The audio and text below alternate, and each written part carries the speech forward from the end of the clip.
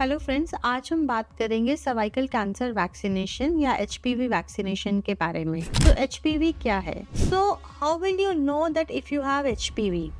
कैसे पता चलेगा कि आपको एचपीवी इन्फेक्शन हुआ है या नहीं है?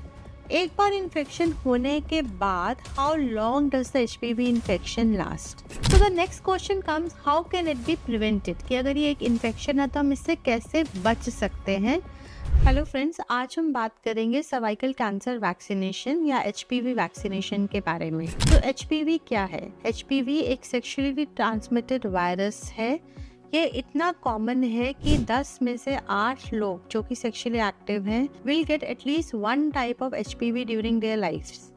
सो इसके बहुत सारे टाइप्स होते हैं, 100 से भी ज़्यादा टाइप्स ऑफ एचपीवी नोन है, लेकिन सभी इलनेस क्रॉस नहीं करते हैं। When we talk of illness, हम इसके बारे में क्यों बात कर रहे हैं? क्योंकि एचपीवी से बिनाइन यानी नॉन कैंसरस और कैंसरस दोनों ही प्रॉब्लम्स हो सकती हैं। बिनाइन यानी मस्से या वॉट्स, ये आपने नोट किए होंगे, कई बार लोगों के हाथ पर हो सकते हैं, जेनिटल एरिया में हो सकते हैं। ये नॉन कैंसरस कंडीशन है जो इस वायरस से होती है। कैंसरस में ये cancer of the cervix in females या पिनाइल कैंसर इन मेल की वजह हो सकता है। So how will you know that if you have HPV? कैसे पता चलेगा कि आपको एचपीवी इन्फेक्शन हुआ है या नहीं है? जैसे कि हमने बात करी, ये बहुत कॉमन है और काफी बार ये एसिम्प्टोमेटिक होता है, यानी इन्फेक्शन हुआ लेकिन कोई सिम्टम नहीं हुआ। सो इसलिए बहुत बार लोगों को नहीं पता चलता कि वो उन्हें एचपीवी इन्फेक्शन हो रखा है unless it is tested for, and that is probably one of the reason it spreads very easily, क्योंकि वो सिम्टम काफी बार नहीं देता है। एक बार इन्फेक्शन होने के बाद how long does the HPV infection last? तो हमारी बॉडी में इम्यूनिटी है जो कि हमें डिजीज प्रिवेंशन में हेल्प करती है। सिमिलरली अगर एचपीवी इन्फेक्शन होता है, हमारी बॉडी का इम्यून सिस्टम एक्टिवेट हो जाता है and it tries to clear the virus from the body. Usually within 2 years infection, ये वायरस हमारी बॉडी से क्लियर हो जाता है, लेकिन कई बार HPV infection can last longer. A longer infection with the high risk type of HPV can turn into a cancer. So it is not overnight. ऐसा नहीं है कि वायरल इन्फेक्शन हुआ और कैंसर डेवलप हो गया, लेकिन अगर हाई रिस्क एचपीवी से हमें इन्फेक्शन हुआ है और हमारी इम्यूनिटी उसको नहीं फाइट कर पा रही, नहीं क्लियर कर पा रही, then there is a possibility that the infection will later on convert to cancer, which can take 10 years also. तो क्या हर महिला जिसको एचपीवी हुआ उसको सर्विक्स का या वेजाइना का कैंसर डेवलप होगा? सो नहीं। हर महिला जिसको एचपीवी हुआ, अगर वो लो रिस्क टाइप है या अगर हाई रिस्क टाइप है और हमारी इम्यूनिटी ने उस इन्फेक्शन को क्लियर कर दिया, तो वो कैंसर में पॉसिबली कन्वर्ट नहीं होगा। So how do we check for it? We do a test called as pap smear, जिसके बारे में हमने डिटेल में पहले से ही बात करी है। ये एक ओपीडी बेस्ड टेस्ट होता है, पेनलेस होता है। इसमें जब आप अपने गायनी चेकअप के लिए जाते हैं तो विजाइनल एरिया में पर्स स्पेकुलम एग्जामिनेशन किया जाता है एंड जो डिस्चार्जेस होते हैं सर्विक्स के ऊपर उनको पिक करके लैब में टेस्टिंग के लिए भेजा जाता है।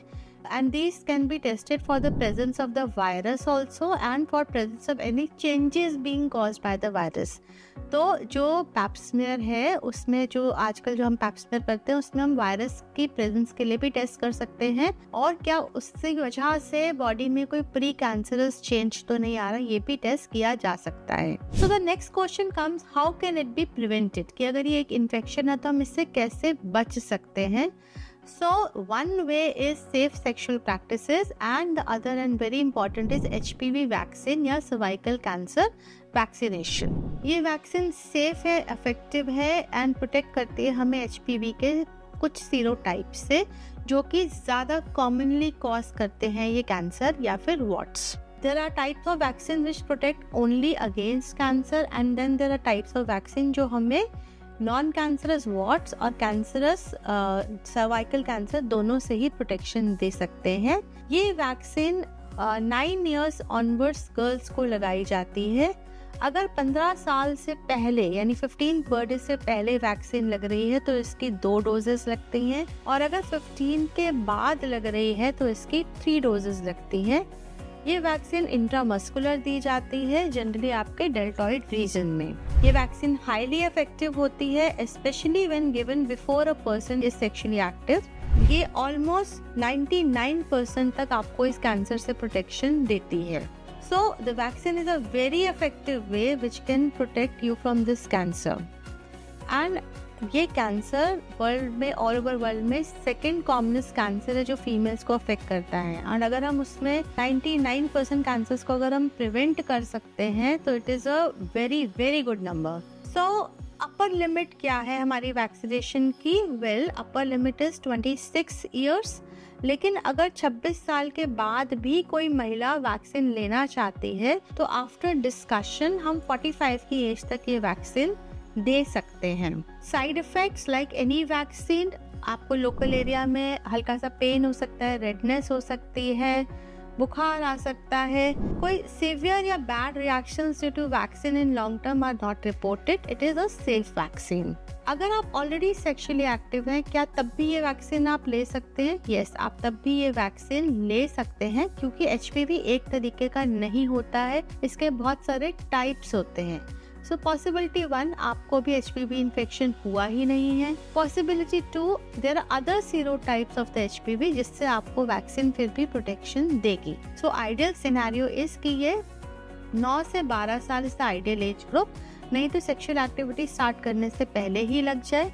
पर अगर नहीं लगी है तो भी आप कैचअप वैक्सीनेशन 26 की ईयर्स तक ले सकते हैं। 26 to 45 years is the age group जिसमें आप डिस्कशन करके कि अब इसका कितना फायदा आपको मिल सकता है, आप अपने डॉक्टर से बात करके तब इस वैक्सीन को कंसिडर कर सकते हैं।